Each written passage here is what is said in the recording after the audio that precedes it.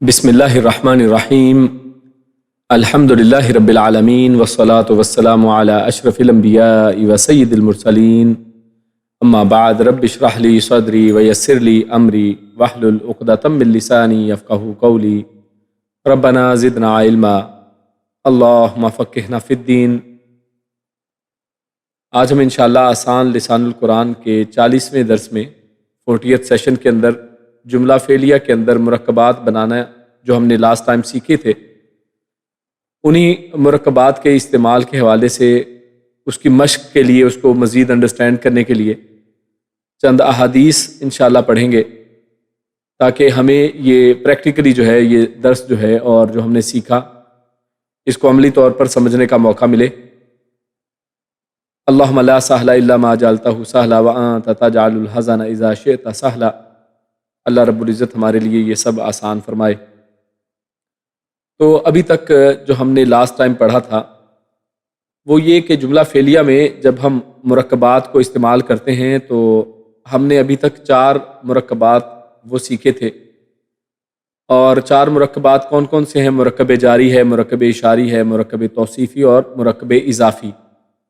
اور ہم نے اس میں دیکھا تھا کہ مرکب جاری وہ جملہ فعلیہ کے اندر بطور متعلق استعمال ہو کے آتا ہے، جبکہ مرکب اشاری، مرکب توصیفی اور مرکب اضافی یعنی باقی کے جو 3 مرکبات ہیں یہ کسی بھی جملہ فعلیہ کے اندر فاعل بھی بن کر آ سکتے ہیں اور مفعول بھی بن کے آ سکتے ہیں، یعنی ان کو کسی بھی طریقے سے جملے کے اندر استعمال کیا جا سکتا ہے، چاہے بطور فاعل کریں چاہے بطور مفعول۔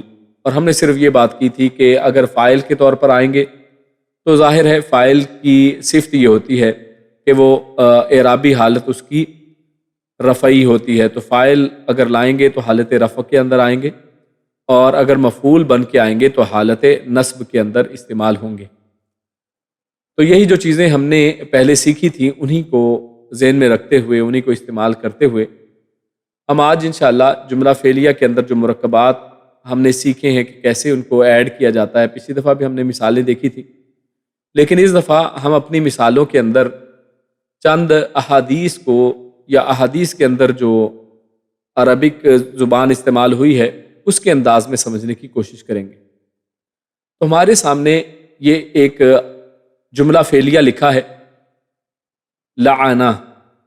اب سب سے بڑی تو اہم بات تو یہ ہے کہ میں نے ابھی اس کو ایک چھوٹا سا لفظ ہے لام عین نون، اور اس کو جملہ فعلیہ کہا ہے۔ تو عربک زبان کی جو فصاحت ہے اور اس کے اندر جو یعنی ایک چھوٹی سی 3 لیٹرز کے اندر جو اللہ رب العزت نے یعنی اتنا اس کا معنی سمو دیا ہے، تو یہ عربی زبان ہی کے اندر یہ خصوصیت پائی جاتی ہے۔ خیر، اس کا معنی کیا ہے؟ لعنا، اس ایک نے لعنت کی۔ لعنا، اس ایک نے لعنت کی، یہ فعل ماضی ہے اور اس کا غائب اور واحد کے لیے استعمال ہوتا ہے، واحد غائب۔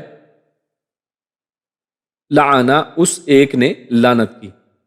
اب آگے ہم اگر استعمال کر لیں اللہ، تو اللہ کی حالت جو اللہ جو بتا رہا ہے، یہ بتا رہا ہے کہ یہ حالت کون سی ہے؟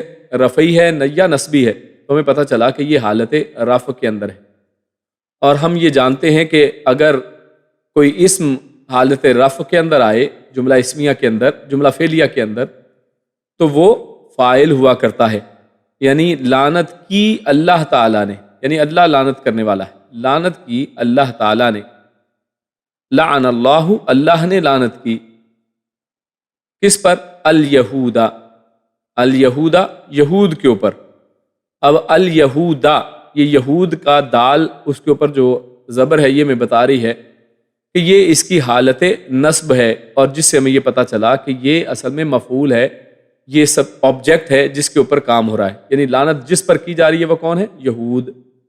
لعن اللہ الیہود۔ اب آپ اس قابل ہو گئے ہیں کہ یہ 3 لفظ ہیں، ان کے اندر پہچان سکتے ہیں کہ لعنا کیا ہے؟ یہ ایک ورب ہے، یہ ایک فعل ہے، اللہ یہ اس کا فاعل ہے، یعنی جو لعنت کر رہا ہے وہ ہے، جس پر لعنت کی جا رہی ہے وہ یہود ہیں، اور یہود یہ یہودیوں کی جمع ہے، تو لعن اللہ الیہود، اللہ نے لعنت کی یہودیوں کے اوپر۔ والنصارى، اور اس کی بھی ہم نے اگزامپل پیچھے دیکھی تھی کہ مفعول ایک سے زیادہ ہو سکتے ہیں. الیہودا والنصارى، واو اور واو جیسے انگلش میں ہم اینڈ استعمال کرتے ہیں تو اینڈ لگا کر النصارى یعنی عیسائی نصارہ. تو اللہ رب العزت نے یہود پر اور نصارہ پر لعنت کی. اور نصارہ کے اندر آپ جیسے ہم نے دیکھا کہ حالت نصب یہود میں تو پہچان لی ہم نے، نصارہ کے اندر ہم نہیں پہچان سکتے، لیکن یہ واو کے ساتھ جڑے ہوئے ہیں تو ہم یہی اس کا گمان کریں گے کہ یہ دونوں اصل میں حالت نصب کے اندر ہیں، کیونکہ نصارہ کی تینوں اعرابی حالتیں ایک ہی ہیں. نصارہ نصارہ نصارہ، اس کی رفعی نصبی جری حالت ایک ہی جیسی رہے گی، اس میں کوئی فرق نہیں آئے گا. تو معنی کیا ہوا کہ لعنت کی اللہ نے یہود پر اور نصارہ کے اوپر. لعنت کی اللہ نے یہود پر اور نصارہ پر. لیکن عربی زبان کے اندر یہ ایک نوٹ کرنے کی بات ہے، اس کو نوٹ آپ کر لیں اپنے پاس، اس کو یاد رکھیں کہ بعض اوقات عربی زبان میں جو فعل ہے وہ بجائے کوئی خبر دینے کے کہ جیسے یہاں پر آ رہا ہے کہ اللہ نے لعنت کی یہود و نصارہ پر، اس کے علاوہ یہ دعا یا بددعا کے طور پر بھی استعمال ہوتا ہے. یعنی لانا ویسے تو ہم جانتے ہیں لعن اللہ کا مطلب ہے اللہ نے لعنت کی، یعنی پاسٹ کا جملہ ہے اللہ نے لعنت کی. لیکن بعض اوقات عربی زبان میں یہ جو افعال ہیں یہ بطور بددعا یا پھر دعا کے طور پر بھی استعمال ہوتے ہیں. تو یہاں پر اس جملے کے اندر یہ جو لفظ ہے یہ بطور بددعا استعمال کیا گیا ہے، اور کیونکہ یہ حدیث کے الفاظ ہیں، اور حدیث ہم کسے کہتے ہیں کہ اللہ کے نبی صلی اللہ علیہ وسلم کے الفاظ ہیں. اللہ کے نبی صلی اللہ علیہ وسلم کی اصل میں یہ ایک دعا ہے، اور آپ جانتے ہیں کہ رسول اللہ صلی اللہ علیہ وسلم کو خود اللہ رب العزت نے رحمت للعالمین قرار دیا ہے، ان کو تمام عالموں کے لیے رحمت بنا کر بھیجا ہے. تو ایسا رحمت والا رسول وہ یہود و نصارہ کے اوپر یا کچھ لوگوں کے اوپر لعنت کیوں کر رہے ہیں، اور ان کے لیے ایک بددعا کیوں کر رہے ہیں کہ لعنت ہو؟ اب ایک تو اس میں معنی سمجھ لیں کہ ہم لعنت کی اللہ نے یہود و نصارہ پر، تو گرامیٹیکلی یہ معنی بالکل درست ہے. لیکن جیسے میں نے کہا کہ گرامر ہی کی روح میں بعض اوقات یہ دعا یا بددعا کے لیے استعمال کر لیے جاتے ہیں، تو ہم اس کا معنی کیا کریں گے کہ اللہ یہود و نصارہ پر لعنت کرے، یعنی یہ ایک دعا بن جائے گی یا بددعا کہہ لیں اس کو کہ اللہ رب العزت یہود پر اور نصارہ پر لعنت کرے. یعنی لعنت کی نہیں ہم کہہ رہے بلکہ بطور دعا کہہ رہے ہیں کہ اللہ ان کے اوپر لعنت کرے. تو ہم بات کر رہے تھے کہ نبی رحمت نے یہود و نصارہ پر لعنت کی بات کی ہے، اور لعنت کسے کہتے ہیں؟ ہم نے بات کی کہ اللہ کے نبی کون ہے؟ رحمت للعالمین، رحمت ہیں، جبکہ لعنت رحمت کا اپوزٹ ہے. لعنت جو ہے وہ رحمت کے بالکل الٹ ہے. رحمت کہتے ہیں اللہ رب العزت کا رحم و کرم، اور لعنت یعنی جس کو اللہ اپنے رحم سے اپنی رحمت سے دور کر دے، رحمت سے دوری لعنت کہلاتی. تو ضرور کوئی بہت بڑی بات ہے کہ جس کے اوپر نبی رحمت نے لعنت کر دی ہے، ان کے کسی ایسے فعل کے اوپر کہ جو بہت بڑا فعل ہوگا. تو ہم پڑھتے ہیں کہ وہ فعل آگے کیا ہے. تو پہلی بات تو یہ کہ ہم نے اس جملے میں دیکھا کہ ہم ایک ایک لفظ کو اگر ہم ترجمہ کریں تو بڑی آسانی سے، تھوڑی بہت گرامر سیکھ کر بھی ہم بڑے آسانی سے کسی بھی جملے کا ترجمہ کر سکتے ہیں. تو ہم نے یہ سیکھ لیا. آگے اللہ کے نبی نے کیا فرمایا؟ اور اچھا یہاں پر یہ بھی ایک سمجھ لیں، کیونکہ بعض بھائیوں کے دماغ میں یہ بات ذہن میں آ سکتی ہے کہ اس کا معنی جو دعا یا بددعا کا ہم کر رہے ہیں تو کیسے، یہ کیوں ہے؟ اور بعض اوقات یہ ہے کہ ہمارے پاس کوئی اور ایگزامپلز ہیں اس کی. تو آپ کے سامنے ایک ایگزامپل لکھی ہے ہم نے، رضی اللہ عنہ، یہ آپ اکثر قرآن کریم میں بھی پڑھتے ہیں، اور عام کسی صحابی کا نام لیا جائے تو ان کے ساتھ بھی ہم یہ کہتے ہیں رضی اللہ عنہ. تو اصل میں کیا ہے؟ راضیہ، یہ وہی ہے جیسے لعنا، تو راضیہ یعنی راضی ہوا اللہ ان سے. لیکن ہم اس معنی میں اس کو نہیں کہہ رہے ہوتے. ہم ہمیشہ جب بھی کہتے ہیں کہ صحابی کا نام لے تو کیا کہتے ہیں؟ اللہ ان سے راضی ہو، یعنی بطور دعا ان کے لیے ہم یہ کہتے ہیں. اسی طرح کوئی نیک شخص کوئی فوت ہو جاتا ہے، کوئی بڑا بزرگ جب فوت ہو جائے تو ہم اس کے لیے کیا کہتے ہیں؟ ہم کہتے ہیں رحمہ اللہ. تو یہ بھی وہی چیز ہے، رحمہ اللہ، اللہ اس کے اوپر رحمت کرے، یعنی ایک دعا کے طور پر ہم یہ جملہ کہتے ہیں. تو اسی انداز میں یہاں پر اس جملے میں بھی لعن اللہ کا معنی کیا ہے؟ اللہ یہود پر اور نصارہ پر لعنت کرے. اور انہوں نے کیا جرم کیا ہے جس کی بنیاد پر ان پر لعنت کی گئی ہے؟ حدیث کے اندر باقی جو الفاظ ہیں وہ بتاتے ہیں کہ اللہ کے نبی نے فرمایا اتخذوا قبور انبیائہم مساجدا، اتخذوا کہ ان سب نے بنا لیا، یہ دیکھیے کیا ہے، یہ غائب ہے جمع کے لیے، اتخذوا ان سب نے بنا لیا، قبورا قبروں کو، اور قبورا میں قبور کی را کے اوپر جو زبر ہے یعنی بتا رہا ہے کہ یہ مفعول ہے کیونکہ حالت نصب کے اندر ہے، انہوں نے بنا لیا قبروں کو، کیا بنا لیا، انبیائہم اپنے نبیوں کی قبروں کو، قبور انبیائہم، اب یہ مرکب اضافی کی کنسٹرکشن ہے، ہم کیونکہ کیا پڑھ رہے ہیں اصل میں جملہ فعلیہ میں مرکبات کا استعمال، تو قبور انبیائہم اپنے نبیوں کی قبریں، تو آپ کو پتہ ہے جس میں ایک اسم کو کسی دوسرے اسم سے نسبت دی جائے، اس کا تعلق اس میں جوڑا جائے تو اس کو ہم مرکب اضافی کہتے ہیں، تو انبیاء کی قبریں، اپنے انبیاء کی قبریں، تو قبور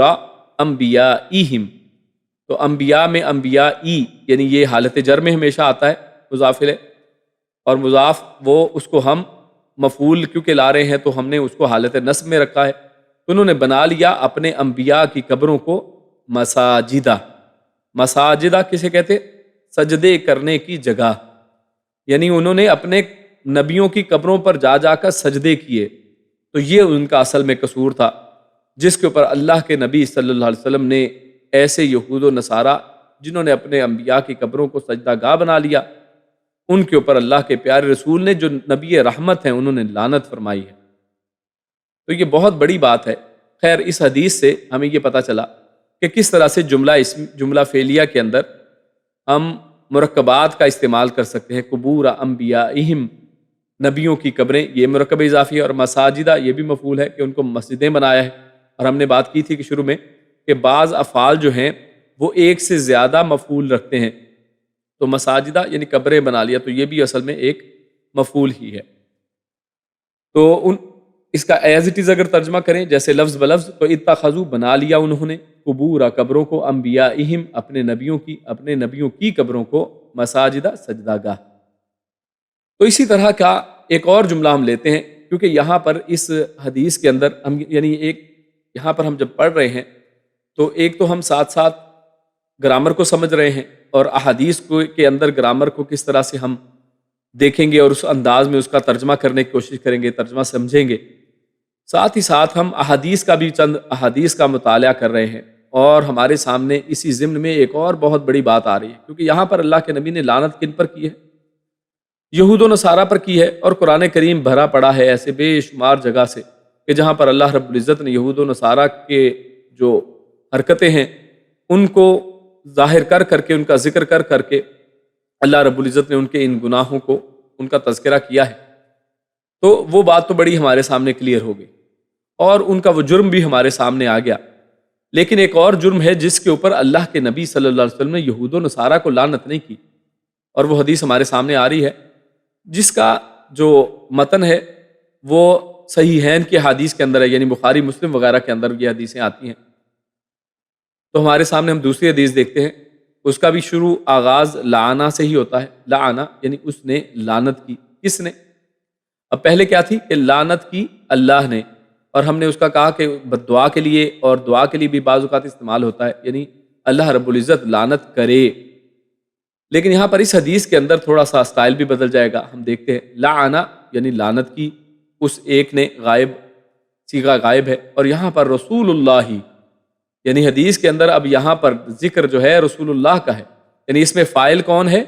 رسولو، کہ رسولو سے ہمیں پتہ چلا کہ فاعل یعنی رسول جو ہیں وہ حالت رفع کے اندر ہیں، مطلب انہوں نے یہ فاعل ہیں، انہوں نے لعنت کی ہے، یعنی لعنت کرنے والا فاعل کون ہے؟ رسول اللہ صلی اللہ علیہ وسلم، اور خود رسول اللہ جو ہے یہ لفظ رسول اللہ یہ مرکب ہے، رسول اللہ، اب کون سا مرکب ہے یہ؟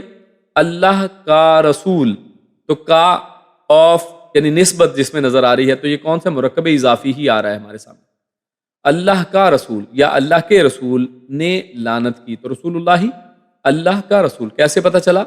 رسول جو ہے یہ مضاف کے اندر کیا ہے؟ نہ الف لام ہے، اور آخر میں ہم نے کب بتایا کہ اس کے اندر حالت رفع یعنی پچھلے جملے کے اعتبار سے ہے، اور اسی طرح اللہ ہی میں اس کے ساتھ جو مضاف الیہ ہے وہ حالت جر کے اندر ہے، تو یہ اس کے پورے کرائٹیریا کو پورا کر رہا ہے، تو رسول اللہ ہی اللہ کا رسول، تو لعنت کی اللہ کے رسول نے. اب یہاں پر رسول اللہ صلی اللہ علیہ وسلم خود لعنت کر رہے ہیں. تو یہاں پر اب یہ کیا ہے؟ یہ دعا نہیں ہے، بلکہ یہاں پر اصل میں اس کے اصل معنی کے اندر ہے کہ لعنت کی اللہ کے رسول نے. یعنی یہاں پر یہ نہیں ہے کہ اللہ کے رسول لعنت کریں، بلکہ یہاں پر ہے اللہ کے رسول نے لعنت کی. تو جملے کے اعتبار سے ہم خود بخود اس کا ترجمہ جو ہے وہ متعین کر لیتے ہیں. یعنی آپ سوچ رہے ہوں گے کہ ہم کیسے بھی یہ متعین کریں گے کہ کہاں پر یہ دعا بد دعا ہے اور کہاں پر یہ بطور یعنی دعا کے طور پر نہیں بلکہ اس کے اصل معنی میں آئے گا.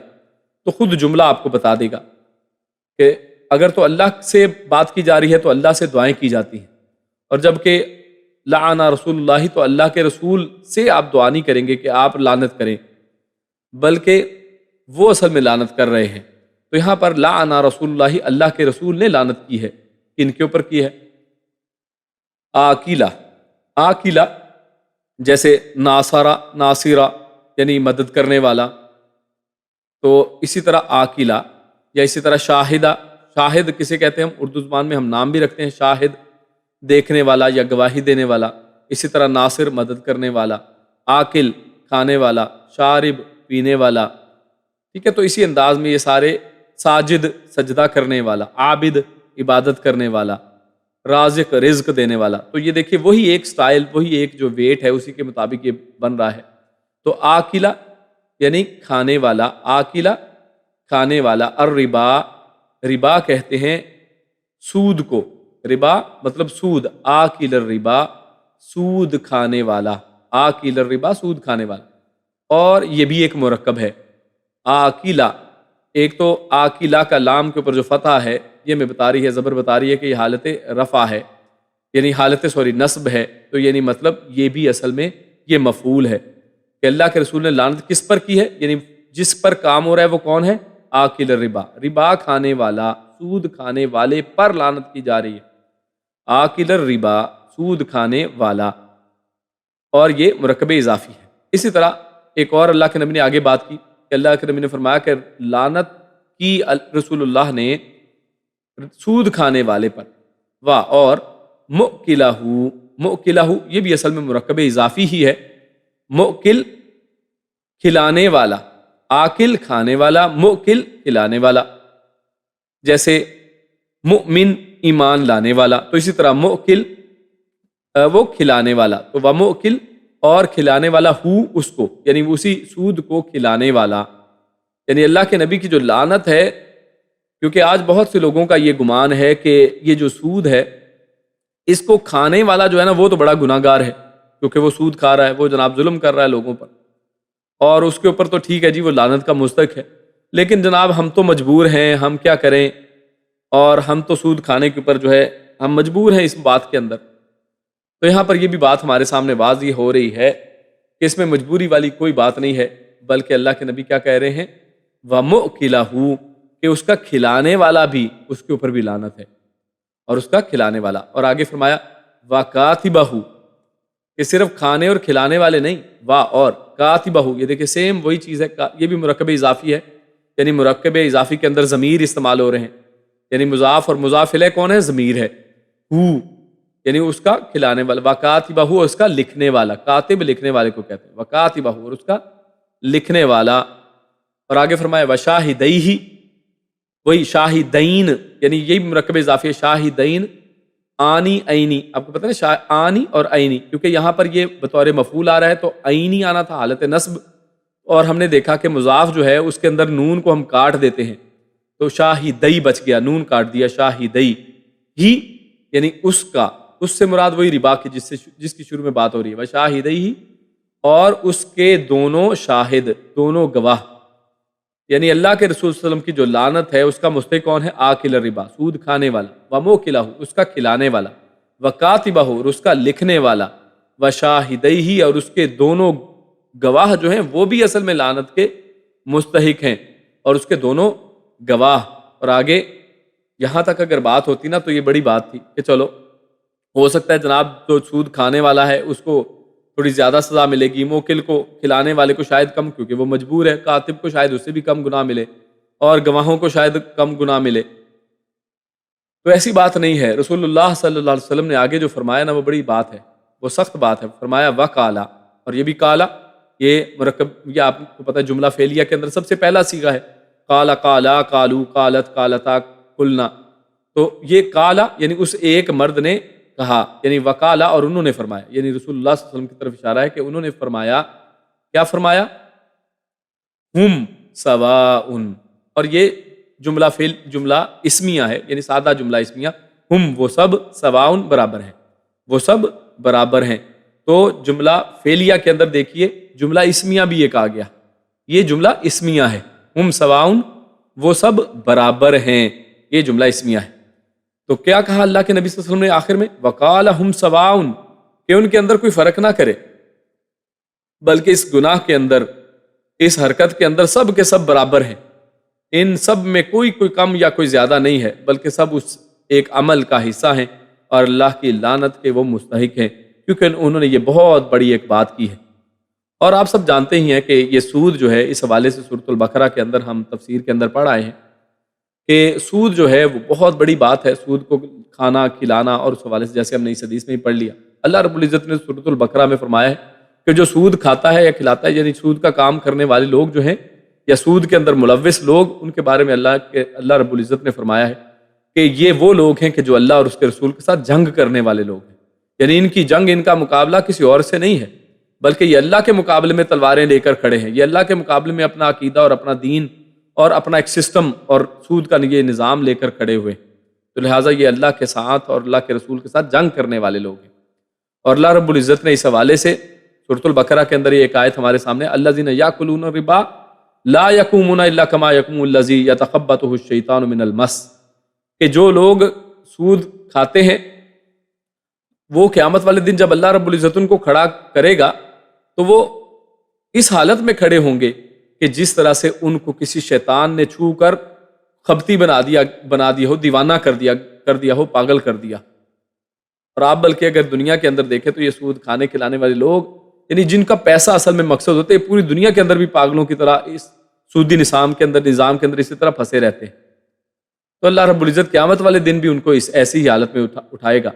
اور ذالک بانہم قالوا انما البیع مثل الربا، اور ان کی حالت کیوں ہے؟ اللہ فرما رہا ہے کیونکہ انہوں نے یہ کہا کہ جناب یہ جو سود ہے نا، یہ بھی تو ربا کی، یہ بھی تو خرید و فروخت اور تجارت کی طرح ہی ہے، یعنی انہوں نے دیکھی اس کا آگے ہیلا بہانہ بھی بنا رکھا ہے کہ جناب یہ بھی تو تجارت کی طرح ہی ہوتا ہے نا، تو تجارت میں جیسے نفع ہوتا ہے تو سود میں بھی آپ کو پیسہ دینے سے نفع مل جاتا ہے، جبکہ اللہ فرماتا ہے وَأَحَلَّ الْبَيْعَ وَحَرَّمَ الرِّبَا، جبکہ اللہ رب العزت نے تو بیع کو حلال قرار دیا اور ربا کو حرام قرار دیا۔